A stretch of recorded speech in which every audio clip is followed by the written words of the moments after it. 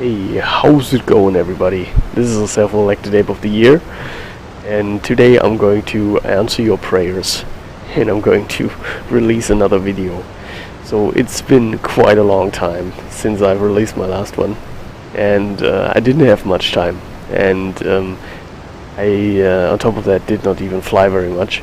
But what I have done is I gave flight lessons to some of my students. And right here you see two of them fighting up against each other, because from time to time I'm going to pair them up and let them fight against each other so I can see their progress. And this is also what this video is going to be about.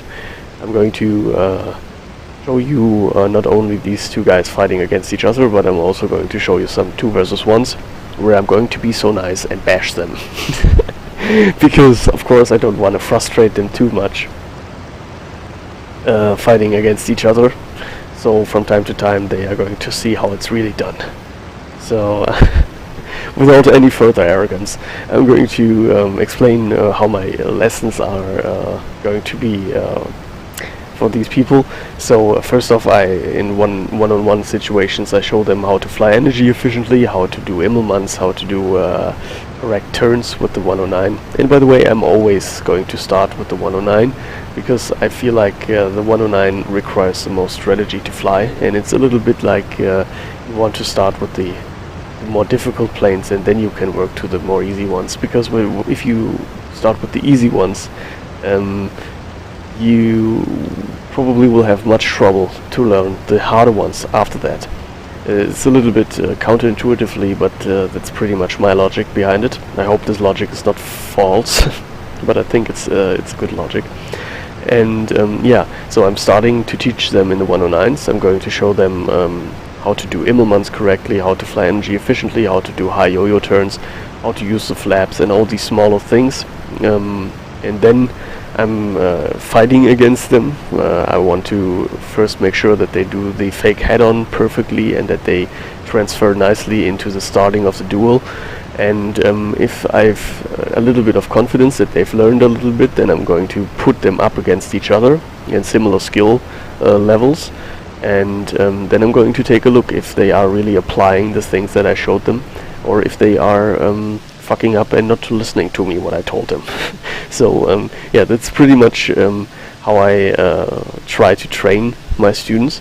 And since I already explained that I didn't really fly much else except for giving these lessons because I just didn't have the time, I'm going to use this here as a little bit of content for my new video, because you can be very happy, or at least mediocrely happy. I am producing new videos now.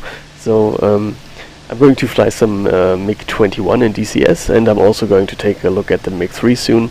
And I hope that some of my squadron members of the JG-26 are going to have some time to fly some Battle of Stalingrad again. Also, I want to give a little bit of an announcement. Team Fusion 5.0 has released another nice video of the status of the cockpits and stuff like that. So maybe it's not too far off in the distance, Team Fusion 5.0, but I'm not even guessing how long it's going to be. Maybe it's just half another year, but we will see. But I hope that this patch is really going to be awesome. I just wanted to put that on the side. And here's something that I also wanted to do before I forget it.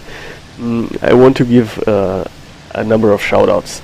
So take a look in the description.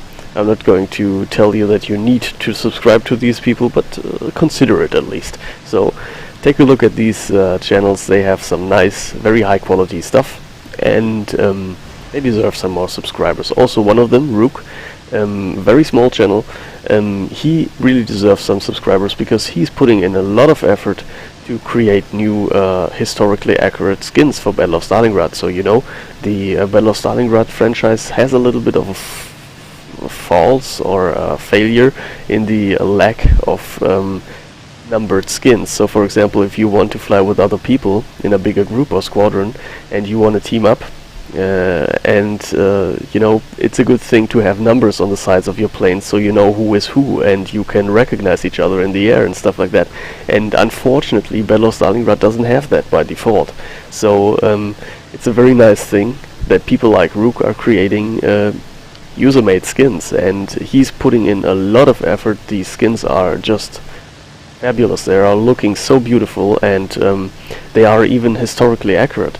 So he really deserves some subscribers. Take a look at his channel, and I'm going to do a video where I'm going to show you the skins of Rook that Rook did, and I'm going to show you some links where you can download them if you want them, if you fly with other people in bigger groups.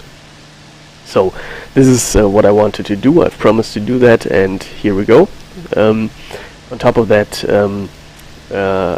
here in this 2 versus 1 situation, you will see that they are still doing lots of mistakes. I mean, of course, their skill level is far inferior to mine, but nevertheless, I want to do this and keep on track on their progress. So from time to time, I'm just going to show you guys how they are doing.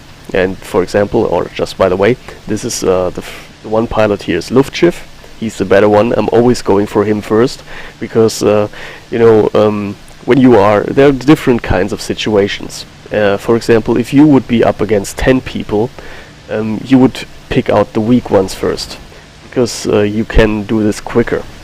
But if you are in a 2 versus 1 situation, you want to go for the better one first. So it would be a bad idea to stick to the guy that is inferior for too long and have the better guy on your tail, and you know, you would set yourself up for very bad things. So this is pretty much the logic that I have here in this situation. So most of the time I'm going for Luftschiff first. He's a pilot. He has maybe 200 to 250 hours of experience, as he says. And the other guy is Danger Zone. He only has 30 hours of experience, so he's a very new pilot. But this is also something which is very interesting, because as you saw in the first fight, after getting my lessons and after giving them some tips and tricks and showing them how to fly the 109 correctly, it is surprising how good Danger Zone did against Luftschiff, even though he has only 10% of the experience. And this goes to show that having the knowledge and knowing how to use your plane correctly, and getting some insights, having some lessons, can really accelerate your training process and can really make your skill level rise up very, very, very fast. So I think that this is an interesting thing to know. So if any one of you guys wants to get some lessons, this really helps me out. It's not only, you know, I enjoy giving lessons, I really like teaching. I mean, otherwise why would I do this channel?